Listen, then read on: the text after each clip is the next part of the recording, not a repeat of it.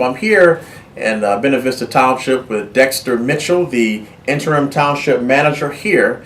And as many of you may know, I've talked about the situation. I had the privilege to interview Mr. Dwayne Parker. We had a situation to where the Township Clerk, in an official meeting, though it was being privately recorded, it was an official meeting, called the Township Supervisor the notorious N-word, if you know what I'm talking about. And the one who actually blew the whistle on her, if you will, is Mr. Dexter Mitchell. And Mr. Mitchell, thank you for giving me an interview today.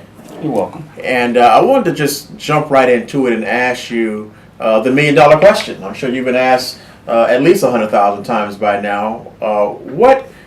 What caused you to record the conversation with the township clerk? We have had several issues through the township, which has not been a secret. Information was getting out in open meetings. I was accused of not passing along information or changing things. And as a defensive mechanism to cover myself, one of the things I started doing was documenting my phone calls, documenting the work that I was doing, documenting the follow-up that I have. And I'm notorious for asking people, name 2 things that you've asked me to do that I haven't done. You might get me on one, but I usually have a follow-up on everything else. And when I did it, I started taping it to make sure that I was telling my boss, because I have 7 of them as the interim township manager. The interim township manager or township manager reports to his board. And one of the things was I was returning a phone call from the clerk. She had called me and had some questions. My assistant told me, I said, okay, well, let's make sure we can do this. And my assistant didn't have time to be in the room. I said, okay, I got it. I'll do it on my own. So I stood there and I started to record the conversation. And recording the conversation, and I want people to listen to the conversation and not just listen for the N-word. But if you listen to the beginning of the conversation, you hear the phone ringing, we go through it, so it wasn't a setup. It was everything that was in there. I say, hey, look, I talk about our attorneys and how the system works, what had happened. Skipping the comment about the supervisor, at the end, you hear me talking about the MTA conference, and I'm talking about as little as Monday and Tuesday, and there's some confusion in there. I'm like, well, no, it's Tuesday. No, it's not. This is it. Well, okay, let's look at a calendar. And then I go through that, and it's always a coaching moment. And it didn't turn out to be the coaching moment that I was looking for. It turned out to be a very toxic answer. And when that came out, I, as an African-American man, personally had a filtering system, and I wanted to say what the duck, because I'm being recorded. Right. I'm going to say duck, but everybody right. knows what duck refers to. Yeah, right. I said, what? And then it said, you're at work, you're at work, you're at work, you're at work, you're at work. I said, okay. I went into my professional mode. That's offensive. It was wrong. You could have chosen something else. So I immediately told her that the action that she did was wrong. And then if you listen to the tape, my voice actually sinks down to, okay, I don't have really much anything else to say to you, because you done dropped a bomb and you done told me that I wasn't going to like it, and I don't care. Well, wait a minute. My boss just told me that I'm going to say something that I know you're not going to like, and now my boss is telling me I don't care if you don't like it. I'm going to say it anyway. So she clearly knew that what she was about to say was not appropriate. Correct. According to her language, right. She knew. I don't know what was going on in her mind, but her mouth said, I know you're not going to like it. This is it. If you know I'm not going to like it, why would you say it? Right. Unbelievable. After something like that, how do you feel about working with her going forward? Do you feel like you can continue to work with her? After saying that and hearing it, yes. I actually took some time off. I took an extended lunch, and I actually talked with my pastor. And I didn't go into details what I had, and I said, well, you know, I'm doing this, I'm doing that, and we prayed, and he told me to try to come to a peaceful solution. I said, okay, let's work towards that. I have diligently worked with him, knowing that that was the view. And no, I did not tell her. No, I did not tell Supervisor Parker.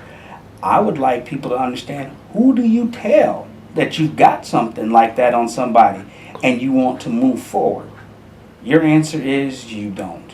You just diligently work at it. At least that was my answer. Mm. Now, 120 days later, if I'd have did it 24 hours from now, I wouldn't have given her a chance to answer the question. If I did it last month, well, did you still give her enough time? At this point, when there was no peaceful alternative, I said that one of the reasons why we have issues is because we don't address things that are in the room.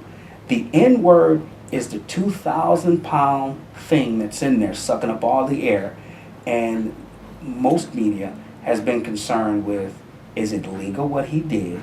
And the answer is yes. In the state of Michigan it is. I can't speak for Texas, I can't speak for California, I can't speak for Florida or any other state. Only in the great state of Michigan it's legal. It's interesting you brought that point up, because one of the things that I've noticed is that there's been very little real media coverage aside from local media, and I've seen some bloggers on it, and I'm wondering, do you think that media coverage for something like this has been fair?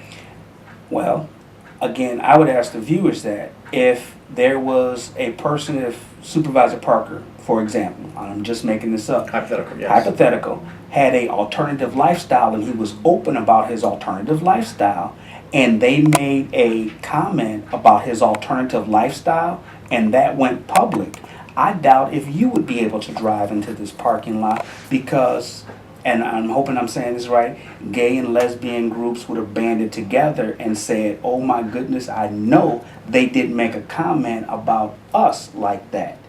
Now, when someone, and it's wrong when our race says the N-word in a professional setting, but when someone drops that N-word freely and says, I know you're not going to like it, but I'm dropping it, then they turn around and drop it to people in the audience.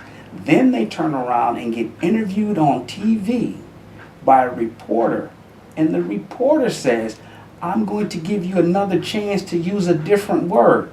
Don't use that word, use a different word. And then she still turns around. And she says, then she picks another one, but you got to remove that word, because after the reporter asked her, well, in hindsight, would you have chosen a different word? She said, no, I spoke the truth.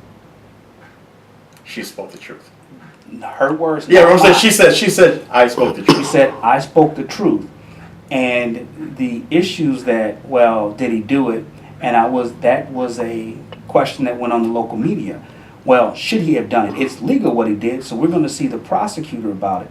But nobody wants to address the N-word once it's in there to describe our country and where we are. We have an African-American president, or President Barack Obama. Now, what this action says, if someone on the Republican team says he's an arrogant N-word, okay. No, it's not okay. Well, it's interesting you say that, because I can tell you for a fact that if a white Republican were to call the president or any black American that N-word, I would actually be willing to bet my home that Sharpton, Jesse Jackson, hundreds of people would be there marching probably within a week. Just an example I can show you. It's unrelated, but take the emergency financial management situation in Detroit. There are some people who think that that's a racial issue. I'm not one of them, but there's some people who do, and they rallied, they marched, and so we've seen situations where people have gathered in response to who they thought or what they thought was Republican racism, and so I've actually thought about that a lot since this has come out, that if a Republican had said something like that, what the response would be different. Why is it okay? And you and I agree it's not okay. Why is I don't know if this lady's a Democrat. I don't know if the clerk position is a nonpartisan here, or. I'm not sure what ticket she Okay. ran under. I would believe it was the Democratic So ticket. she's a. I'm not sure. Okay, well that's a fair answer on your behalf. Thank you. So, but it's not acceptable from any direction.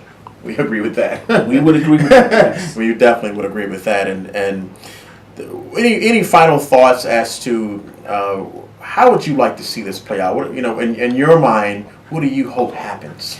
I hope that Buena Vista gets to the root of its problems, starts to build itself.